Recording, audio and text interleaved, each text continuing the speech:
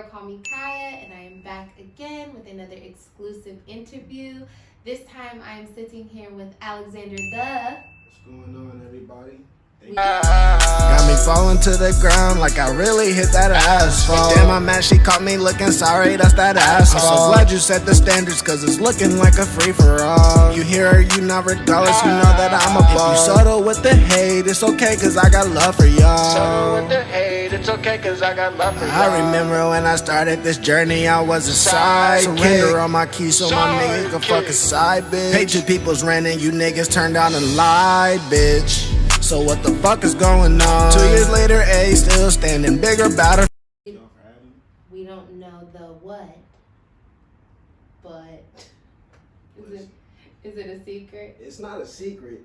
Am I explaining it now? I mean, we might as well. Yeah, right. because Alexander the. So it's really like how you were telling me about it beforehand, and you just were saying Alexander the Great. Yeah. Everybody says Alexander the Great.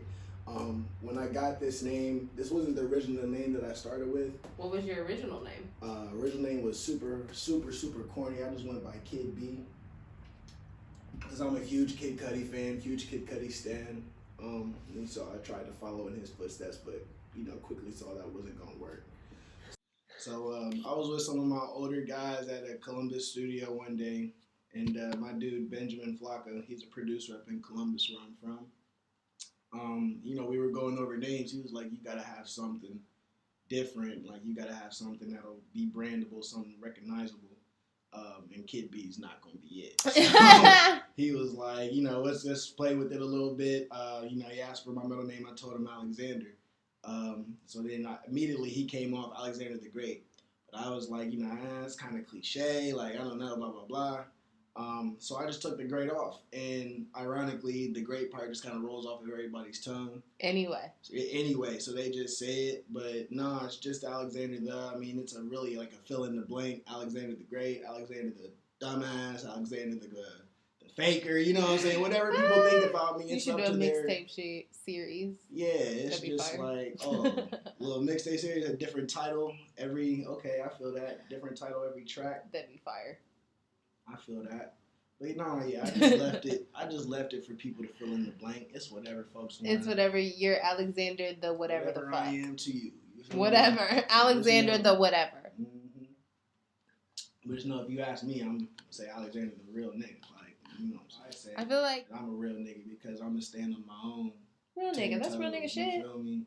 That's real nigga shit. Everything that I've built my entire music career up into this point, is everything that I've built basically on my own. So I started recording with iPhone and the Apple headphones, Yep, it's like. And I'm super grateful for the way that I started my little career out. Yeah. Because I go and I look at people who are, everybody's trying to do music. A lot of people are trying to do music. Everybody's a rapper now.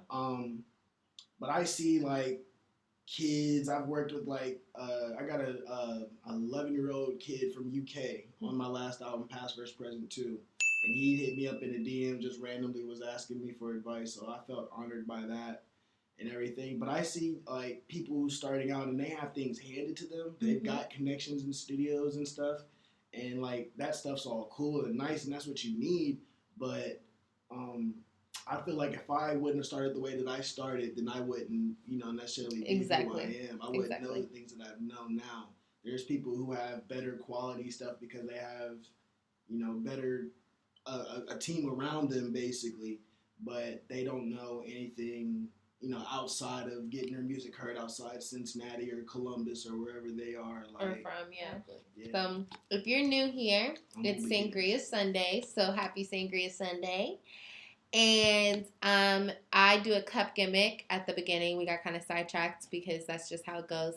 But I do a cup gimmick at the beginning of every interview where an artist or creative can write and or draw anything they would like to on a white styrofoam cup as we sip sangria. So what I chose to write on my cup, I don't know why I just like all day today I've been like just picking up a color and just like letting whatever comes from that color. So today's cup says self-love leads to eternal love. And what made me write that was I recently, like in the past like 3 years, went through like a really cool, well, it wasn't cool at the time, but it's cool now. I went through a really cool self-love journey, and I was reading this book and I was watching this documentary, and this dude had said, like, when you cannot truly exert the light of the world until you fully love yourself. You can't love the world until you love yourself. Like, you have to love yourself, and you radiate in a different way. And when I tell you, like, once I started learning how to love myself and stuff like that, like, people literally come up to me like, oh my God, you're glowing. Mm-hmm. Like, yeah, what? You glow. What? Yeah. And I'm like, what? What are you talking about? I'm glowing. And then I'm like, I don't even have anything on my face. Am I sweating? Like, what? And they're like, nah. They're like, you just glow. Yeah, and I was like, you can definitely see what does that mean? And so it's like, I just feel like I want that for everybody in the world, like, ever, because I've been on the opposite side. So I just feel like if you love anything at all, you should love yourself and watch the love in your life manifest and come back tenfold. Yeah, so that's my cup. You definitely gotta love yourself and, you know, be in tune with what you like. I'm a victim of that too, where I was at that point in time where I was just, you know, following crowds and stuff. Yeah. Going through with other people's interests and stuff, where like when I used to live down here when I was up till I was 12, and then when I was, you know, 12 to 13, 6th grade to 7th grade, I transitioned from my mom down here and went to stay with my dad in Columbus until I graduated. What did you like better, Columbus or Cincinnati? It's a two-sided. It's like asking two sides of the same coin. Really? Because so like I mean, I've never been to Columbus, so. Oh my God, it's nice. It's very populated. There's so many people in Columbus. Wow. It's nice, but there's, you know, places of interest. I mean, Ohio State's a great place to spend a lot of time up there. Downtown is one of my favorite areas. North Side, East Side. It's a lot of gangs and stuff up there too. Oh yeah, but like I said, everything's kind of territorial. And people kind of just stay in their own boundaries, but stuff does pop off. But no, it was just weird, like, because I didn't necessarily, you know, get put into the hood up there. I'm not saying I came from down here. I actually got put into the suburban areas. Like, I came from Walnut Hills. That's where I went. Really? What year did you graduate? 11. So you were probably there when I got there as a 7th grader on your way. Are you younger than me? I was graduated in 2014. Yeah, you're younger than me. So, yeah. Whoa. Wow. Yeah. I'm grown as fuck. Big adult out here. No, but that's crazy. I did think we were the same age. I did. Like, I don't know why. Like, as soon as you walked in, like, I was just like, oh yeah. Like, no, yeah. What is your favorite song by yourself? Fiji. Why? Oh my God. The day that I made it, the day that I heard the beat, shout out to Toyo, but the day that I heard the beat and I heard those little water droplets coming on the intro and then it switched up and it got all radioactive and stuff, I knew I was going to make a song to it. After I made the song to it, I really felt unstoppable. I really felt I couldn't be tamed. The song just gives me so much energy and I love performing it everywhere I go because I could be doing so-so on my set. You know, I can be whatever, this, that, or the third, or the environment could be this, that, or the third.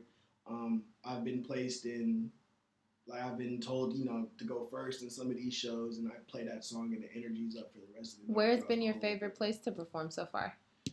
Ooh, I have to say Mockbee down here. Mockbee's dope. I like good setup. I like the Mockbee. I love the Mockbee setup. The Vortex up in Akron's where I opened up for 3-6 Mafia 2 years ago. 3-6. Yep. That was a legendary night. And then probably Arts OTA, just because it's kind of close. And close, like everything's close inside of each other. It's like I like Arts OTA. But they ain't got no stage though. Even outside of the fact that they don't have a stage, like there's nowhere to sit to see it. There's nowhere to stand to see. Like, it's very awkward. And like people end up being on top of people at the bar. And like, I was trying to look at the space and be like, maybe they should put the stage somewhere else, but there's really nowhere else. to put it. And it's also awkward because like if somebody's performing, you have to pee. Right, you got to go up on the You stage. have to go up on the stage to use the bathroom, which is awkward. And Right. you're like, I don't want to do that, but like also, fuck. I'm not trying to hold it. Exactly, but it's like, already. shit, like, I gotta fucking pee. Yeah. And so it's just like, I like it, but I don't like it for performances. I feel you. Like, because I think it's cool, like, now, like, they have, like, the little things and you can just, like, paint sitting at the bar. And the bottles and stuff. I think that's really cool and different. Maybe if they did, like, I don't know. I don't know. Okay. So something then else. I'll switch RTOTA out for Scully's. Ooh, I like them. I performed at Scully's earlier in January, and it was fire. Scully's is a great. They have a place. dope venue. Yeah. Very dope I setup. can't wait till all the little barriers are lifted and they can get back to. Exactly. So you just released a song called Luxuries. Yeah. Featuring Young CJ. Yeah, that's my boy down in Florida. Yes. Young CJ and the General Savage team. Shout out Young CJ. I was just in Florida. Should look you up. He's dope. Salty. He's a dope artist, man. Everybody's talented. I'm gonna follow him. Talented. Check him out. Also check out Luxuries. I'm gonna put the link like right there. How did that song come about? Same way about a lot of my songs do. Mhm. I'm still kind of in my finding my lane a little bit. Like I know how I like my songs to sound. Yeah. But I just always just read and react off the beat. Type shit. So when I heard the beat, like I said, from General Savage, he's also down there in Florida. They do a lot of work together, and they're trying to bring me on down there, work with them. But he sent me that beat, and I just got the vibe from it. It's a little pop style. It's got some drums, got some, some bass in it and stuff. But it's just got a little vibe, little club. It's a little wavy joint. So I didn't have too much to say, negative to say. I didn't have anything over the top to say. I always just start by humming the beat out, humming my lyrics. I always hum my melodies out before. And then develop the words. Yeah. Got you. So I just kept saying, and then I just, it came about. Who has been your most memorable collaboration so far? My boy Yali. Not Hip. Yeah, Yali's out in Is Dayton. he from? Dayton. He's a big time artist. He was my first big time artist. That T Ohio. This only happens in Ohio. He makes the top 50 list of that every year. Wow. So, yeah, Fire. I have a song with him called "The Long Way." Is that on? It's on Apple, Spotify, and everything. Check it out. But that song, it was basically about just the grind. I don't make songs that are about super materialistic things, or I make songs more about situations and stuff. And that song was dope to me because it was just me basically telling people I'm going to be doing this, for a long time, whether y'all like it or not. Dealing with, I'm sure you've dealt with people who were iffy and halfway supportive, when you first started out. And now some of those same people probably get you up and try to come on and be on your show. So it happens. I was going through that. Yep. Perspective is reality. That's something that has allowed me it's I knew that my whole life. People have said that my whole life. Perspective is reality. Perspective is reality. But when I really heard it, you know what I mean? You know what I mean? How you can hear something but you never really heard it. Right. And it was once I really realized yes. Once I realized that perspective really is reality, I just be calm, because it really don't matter. I got an older friend who's I used to run with when I was in Columbus and stuff, and I think bro's out in California or something now doing his thing, but he has a troubled history, and he used to tell me something and it stuck with me from I think about it almost all the time. But he said somebody can drop their phone and shatter their phone and be crushed, and then somebody could lose a parent and be crushed, and it could be the same weight. Pain. Yeah, it could be the same pain, but somebody else could see it as two different things. I would never view, you know what I'm saying? But you get the right person. But perspective truly is reality, because for me, just like you experienced homelessness, I experienced homelessness, and I experienced things, and I had this perspective of when people would come to me about certain problems, I would be like, girl, you're fine. It's okay. Chill. But it's a big deal. You know what I mean? But it's like, fuck. It's like, no, that was a really huge deal for you and your life. You know what I'm saying? And like the way that you do it. And so it's like, that just allows me to stay calm. Like, and I feel like that really applies to like you guys as artists and creatives is there's always going to be somebody who doesn't like you for your truth. There's always going to be somebody because there's always going to be somebody. And that's, I mean, the beauty of the country we live in. I think it's the greatest thing. You know what I'm saying? That I can be like, that's the best thing that I can be like, hey, I don't fuck with that. Yeah. It's the best. And it's okay that I don't fuck with that. You know what I'm saying? Like, I don't get beheaded. I'm not like fucking shunned out of the country. It's just like, oh, she don't like that shit. You know what I mean? Like, it's just fine. Like, and so I think that's a beautiful part of our country. So I just feel like it took me a minute to learn that, but then once I learned it, I learned that I could be that way too. So then it's like you said, it's okay to be that way. You know. Yeah. So that's why I'm saying, like, all that energy and stuff now, like, going back through it then, it's like, oh, I'm losing it, but now I'm like, you but know hindsight's what? always Fine. 2020. Yeah, I'm fine. Because and if anything, my thing is people didn't, like, this is something my mom says to me all the time. Shout out my mom. Love her. Shout out Mom Dukes. People didn't like Jesus. Right. And all he did was walk around and try to help people. And just like, hey, what do you need? Here you go.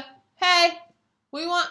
And it was the people my dad's who weren't believing. It weren't people, the people who weren't believing in him, who didn't. Which is fine. There's going to always be somebody who doesn't. That's real. Do it. Like, my mom told me this story. Man, I had to call. No, I talked to her earlier. I'm going to call you tomorrow. I don't. I might forget. So I should call you today because I might forget. But my mom told me this story. I was like so stressed about like everything that was going on in my life. Like people were saying things about me that I was like, what? Why? Where did you even get that from? Like all this stuff. And my mom was like, girl, it's just the beginning. You just on your way to the cross. I said, what? She said, girl, you just on your way to the cross. And she was like, look up Jesus' walk to the cross. And I looked it up, and literally on his way, he literally got stoned, slashed, like, and was still giving these motherfuckers food. Like, still like, yeah, like on his way to the cross. They Jesus was walked. Arrested and everything, and they throwing rocks at him. Bro. And he still was just like, I love y'all. Movie, or that's in the Bible? That's in the Bible. Okay. And he was like, yo, I love y'all. Right. Nail me up here. See y'all in 3 days. I love y'all. That's some real shit. And he stayed true to himself. Like, and motherfucker had to die. But it was like, bruh, my mama said that. And I was like, damn. Yeah. Damn. You right. You're supposed to go through shit like that. You have to. If you don't, then you're not doing something right. Well, because the thing is that I feel like right now where I'm at, I'm 27 years old. Right now where I'm at, I love who I am. I love the person I'm in line to be. Nice. And I couldn't have done that without some of the ugliest things that I've been through. Say that shit again. That's what I'm talking about. That's literally. Let me go ahead and take a sip of that. Because that's like my Hakuna Matata right there. That's what I live my life on. It's just like I tell everybody that I meet, like, everybody always finds me, to be some sort of whatever, but I'm just like, bro, I'm the person that I am, you know what I mean, because of the things that I've been through. Yeah. If I had stayed in that sheltered box and, listened to my parents, I'd be unhappily selling houses. Right. Or be like, say on my way to a real estate agent or something like that. Because the thing is like, so for instance, like this is just an example, and like I hate to keep bringing up my mom. I'm just really close to my parents. No, I'm close to my mom. I'm close to my mom and my dad. Like I love them both. Like, but my mom, like, I remember I've always been a writer. That's where this show came from. I'm a journalist. But it started in poetry and writing, and then I found journalism. But it was like, I've always been a writer. And my mom always knew I was a writer. She always used to brag about it, but she never encouraged me to be a writer. She never encouraged me to be a journalist. She always encouraged me to, like, be something in the medical field or something like that, whatever. Fast forward, here we are in 2021, and I'm not big by any means at all. But I done took my mom out of town on this YouTube channel. I done fucking like this and shit. And so now she be like, oh yeah, my daughter, like she's a writer, like da da da da da, like she's a journalist, like blah blah blah, like oh Kaya, you know she be doing that. Like literally, like I started this poetry night, and like when they fucking had that black girl do that poem on the fucking inauguration, when I tell you. My mother was literally called. Doesn't that just remind you of Kaya? Like, girl, Fuck up out of here, girl, you were with me shooting in the gym. Do you hear me? Like, do you remember when I was supposed to be a nurse? Like, no, I'm trying to tell you. That's what I'm saying. So that's why I chalk everything up to just energy and just love, like, and compassion. Because my mama was the same way, Kaya. I've been doing music for the last 2, 3, 4 years, guys. 2021 and November 2021 it'll be 4 years. I came to Cincinnati in 2018. So I was already a year in Columbus when I came down. So I come down, my mom, I'm telling her I'm doing this, I'm this person or whatever, trying to be this person, and she's all, okay, that's great. You need to go to school. Like, you need to do this. She's heavily in the education field. She's a guidance counselor. She does academic counseling. All this other stuff for all these different people across Cincinnati. So growing up, it was all in the summer at the libraries. It was always in the reading programs, bro. Me and my brother was the only 2 black kids in there with all the stamps on our shit, like reading Super Fudge, Amelia Bedelia, Phantom Toll Booth, all them books. Dude, I was that kid too. It's like, man, like last year, thank God, because I've been praying since my parents got divorced that she found her happiness and she got remarried, because that's one of the things. Like my dad, he's always had a different woman. That's how the guys go. Hard, right. So my mom found somebody, she's stubborn, she's difficult, but apparently this is somebody from her high school days at Withrow, and he always liked her. She never paid attention to bro. Type shit. That's how it goes. So now that he's up and he's not up, but like now that he's a grown man, right? Exactly. So they got together, and he's a music producer. So like I said, 4 years into the game, my mom just came to my one concert, like the one before the last. She finally got up off her ass and came to the concert because he wanted to go. Mm-hmm. And when I tell you, she was up in that joint on some Cookie Lion shit. Like she was really like. This one, all we gotta do this. Is your set done? Is you gonna do the thing? I'm like, girl, you wasn't even like, you don't even. No, man. We not faking in front of company. No, that's what I be telling my mom. Like, we not faking in front of company. So that's what I'm saying. That's all. And when I went through that, I was like, you know what? If my mom's is gonna be one of them people, I can't be mad if everybody is one of them. So let's take a break from the chats. And let's jump into this photobomb segment. So you're fine, okay? You're actually blessed for real, because I, for the love of Christ of me, could not figure out your real name. No matter how much Googling and stalking and weird things I did. And I did have a couple of inside sources that I could reach out to, but I just didn't really feel like talking to them, so I didn't do that. So before I dog y'all out here spilling beans, who are these inside sources? You actually were saved. So if you're new here, Photobomb is where I find 3 random photos on the internet, and the creative has to caption and or explain them. Sometimes they can be of you. You couldn't find Sometimes they're not. You're going to find out what I found. Oh, she did find some. Okay. You're going to find out. I might not have. You're going to find out what I found. But we're going to jump into this Photobomb segment. I got a couple of questions, a speed round, and I'm going to get you out of here. All right, cool. All right, so you're going to have to caption this photo. Right. You're fine. Honestly, I'll probably find all your dirt after this interview, and it's not going to matter. That just makes me the most anxious. You're okay. Oh, all right. Photobomb number 1. That is okay. This man's obviously got the juice. Like, I don't know. I thought that was Vinny from Jersey Shore or something. Those are plastic surgery muscles. Oh, Popeye's arms. what was that SpongeBob episode where he had the anchor arms, yo? Anchor That's arm! one of my favorite. Where he couldn't lift the juice, but he was still steadily talking shit. God. Yeah, that's that one. Photo bomb my number 2. God. All right, so this is actually here in Cincinnati. That's on Melrose. That's Metropolitan CME Church, the church I grew up in.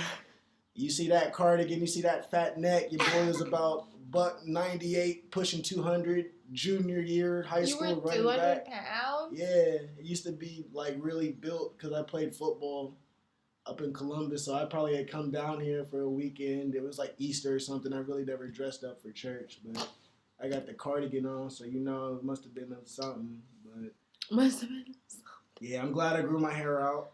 Those earrings are probably magnets because my parents weren't letting me get my ears pierced till I was 18, so they made me. What wear was magnets. the face? Like, you don't look Just don't wanna enthused take at a all. picture, Yeah, yeah. you don't Because look that's what it enthused. was. So that's why I say, like, when I would come down to Cincinnati, literally everybody would be wanting to see me. I mean, all family and stuff, but it'd be overwhelming. Like, bro, I grew up seeing y'all niggas every Sunday for 12 years. Like, y'all don't see me for a month and And be like, oh, hello. Bryce is so big. Oh, I'm like, man, I ain't changed. Like, You know what's crazy though is I realized this, like, family, like, they lock you in vision. mm-hmm. Like, so if the Yeah. last time they saw you was at 15, regardless That's of how how you many years, and it's so weird, no matter how many years have passed, the fact that you're not 15 still is crazy. And I can't even be mad because that happened. I have a set of cousins where she got married and her husband is an engineer, so they moved away. And her, like, so I hadn't seen my little cousin since she was like 6. Mm-hmm. And then, like, while I knew that the years had passed, I knew that she obviously was in high school, like, seeing her, I was like, whoa. Right, you were in shock. Whoa, you are not 6 years old. Yeah. And so I can't even be mad at them anymore. Yeah. Because I feel them. So it is what it is. No, I didn't. Everybody was always saying something. So the last project you released was Past vs. Present 2, which you released last year. Are we getting a project this year? We are getting a project this year. I'm in the middle of making a transition from Booty Butt GarageBand to Pro Tools. Hilarious. So it's just like, you know. I can't even talk shit about GarageBand. I can't either. I use it. It's so dependable and usable, but it's just like, I don't know, man. You can't, like, really do everything. Yeah. So yeah, I feel but that. I'm learning and stuff. I'm about to start working on a project. I have the name for it. It's called Lie to Me. It's actually gonna be like centered around a lot of this fake love and, you know, things that I've experienced within the last 2 years of my artistry. Because that's all I really try to do. Like, I can sit and write a song about, you know, money and this, that, and the third, and it can be all right. But I can really put the time in and talk about something that you know. affects me. Yeah. And I can make that into, you know, a jam, a vibe, or whatever. So that's super dope. Okay. That's going to be the concept of it. So I have about... I have about 2 more questions. We're going to jump into this speed round of either ors, and then I'll ask us these questions. We'll get you out of here. Okay? I'm glad. Yeah. Thanks. All right. Ready? Go. So Tupac or Biggie? No, either ors. Either ors, okay. Okay. Tupac or Biggie? Tupac. Love or loyalty? Love or loyalty? Loyalty. Bright or dark? Ooh, dark. Juice or soda? Soda. Hip-hop or R&B? Hip-hop. Mountains or beaches? Beaches. Pen or pencil? Pencils. Record or perform? Perform. Nike or Adidas? Adidas. Wings or fish? Wings. That's it. That's it? Yeah. That was easy. Kinda. My anxiety was going up on something. I'm like... That was easy. Woo. I know that lower loyalty gotcha. Loyalty, that's shit. That's tough. Honestly, my answer depends on the person. Yeah, that's what I was thinking. Like, it kind of got a bunch of faces that flashed in my mind. Like, ugh. So if they don't follow you on social media, where can they follow you? They can follow me on not on social media. Well, if they don't follow you on social media. I was like, what do you mean? Yeah, no, if they don't you follow me you. everywhere. Alexander the ALXVNDRTHA. It's the same Twitter, Instagram, Snapchat, Cash App, shit. All of the it. places. Well, make sure that you follow him so that you can stay up to date with everything that's coming. If you haven't already, check out Past to Present 2. Past versus Present, not Past to Present. Past versus Present 2. Yeah. And as always, I'm your girl, call me Kaya. Peace, love, and hip hop. Luxuries, nieces.